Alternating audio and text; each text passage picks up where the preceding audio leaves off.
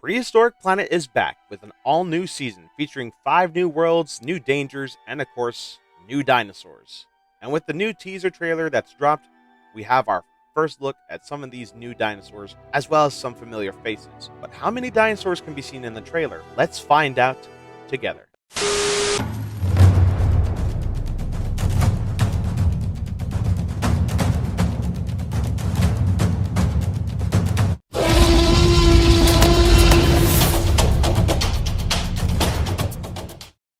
Hello, my co-highs. Hope you're all doing well.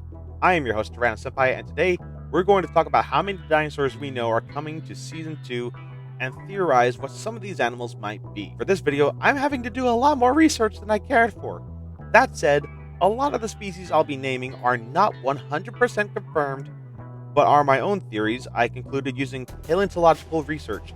So if any of these theorized species are not what I think they are, please don't come after my throat, and of course, I am open to your own theories in the comments down below. So let's not waste any more time, and let's dive in. The opening shot of the trailer gives us a look at a returning creature, Hatzegopteryx. First seen in the forest episode, Hatzegopteryx is back with an all-new color palette, black and gray pycnofibers, and a more intricate facial design on the bill, face, and crest. This is not a complete redesign, but a recoloring of the creature design. This does happen to birds today, where males will often change colors during the mating season to be more brightly colored than the female.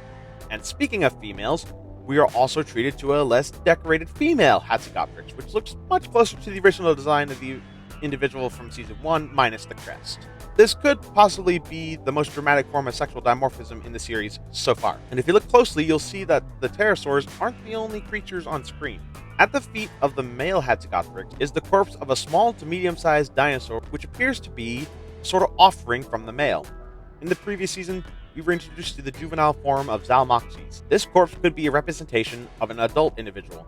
Kinda disappointing to see it dead though. The next creature to appear on screen are Herdsauropods, which I believe have been confirmed to be a titanosaur known as Isosaurus. What's interesting about this dinosaur particularly is that it seems that this dinosaur was meant to appear in the first season as juveniles being hunted by Rajasaurus. These individuals appear to be adults, but hopefully we will see the segment with the juveniles. I also believe this is the first time we travel to India, which is kind of underrepresented in terms of Asian dinosaur media.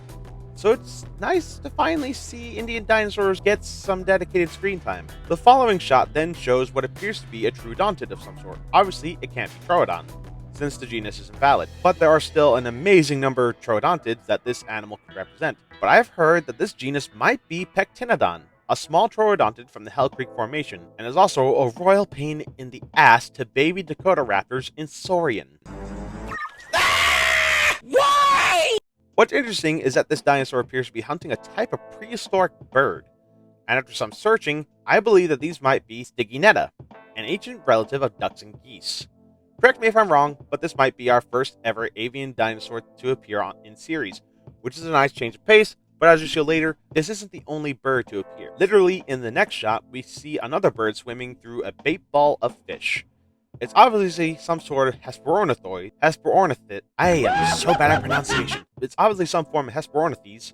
The genus is still very much unclear, but it's possible that this could be a representation of Patamornis. However, this series also tends to pull creatures outside the Maastrichtian stage of the Cretaceous from the Campanian stage, the Velociraptor being the prime example. With that in mind, this could very well be Hesperornis itself. Only time will tell. Back to the subject of Velociraptor, it appears our favorite dromaeosaur is returning in the new season with a fluffy little baby in tow. Oh my god, this is the cutest representation of a baby Velociraptor I have ever seen. Even more so than Baby Blue from Jurassic World. I love how big its eyes are, how short its snout is, and more importantly, how fluffy it is. However, I will try to not get attached to it, as there is a very real possibility that this baby will die given the show's track record with baby kills. Fingers crossed that this little fluffball will live to see another day. It also seems that plesiosaurs will be making a return in this series as well. While this is definitely some sort of elasmosaur, it might not be Tuarangosaurus or Elasmosaurus. The body appears to be wider and the neck shorter, but then again, that just might be the way the camera is shot. It's still too early to tell. Nanuqsaurus and Ornithomimus are also making a return in this new season. Both creatures were featured in the Ice Worlds episode and will now cross paths in this new season. What's also new is the promotional material used for this season shows a juvenile morph of Nanuqsaurus. So once again, we have a new fluffy baby making its way into the season, and into our hearts. I do find it weird that they decided to use a Tyrannosaur and its young in the promotional art like they did for the previous season. In the next shot, we are treated to yet another genus of Troodontid, catching brine flies along the coastline. I do not think this is Pectinodon, but a completely different animal called Almus, a small Troodontid from Mongolia. Again, this is a creature from the Campanian stages of Cretaceous, but Prehistoric Planet still pulls animals from that time, so it's not impossible to think that this animal is Almus. Following this, we are treated to not one, but two returning creatures squaring off with one another, Quetzalcoatlus and Tyrannosaurus. It's amazing to see our favorite chonker of a T-Rex in the new season doing more than eating and mating.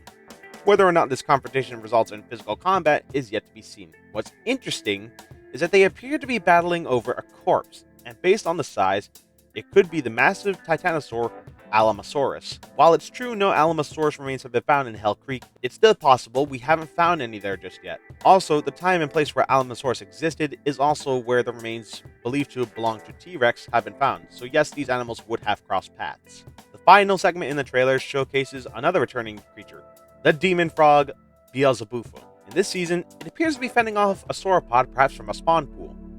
This sauropod is also another new species in the series, Rapatosaurus. Once more, I have to get credit for the creators for using animals that aren't fully known to the general public. We need more documentaries that show off more obscure genres. But that is not the end of the list. We are also aware that the Ankylosaur Tarchia will be making an appearance, but not as a background animal like last time. And of course, if you watch the trailer on Apple TV+, there is one more new dinosaur, Pachycephalosaurus. Out of all the new dinosaurs in this season, this is the one I'm most excited for, since this dinosaur is my favorite herbivore. This dinosaur was also planned for Season 1 to face off against the Codaraptor, but was ultimately scrapped. But since we're getting Pachycephalosaurus in this season, we may still get the battle against the Codaraptor. And that's the list of dinosaurs seen in the teaser trailer of Prehistoric Planet 2. Obviously, this list will become obsolete as more trailers come out, and of course, when the new season releases in a little over a month from now.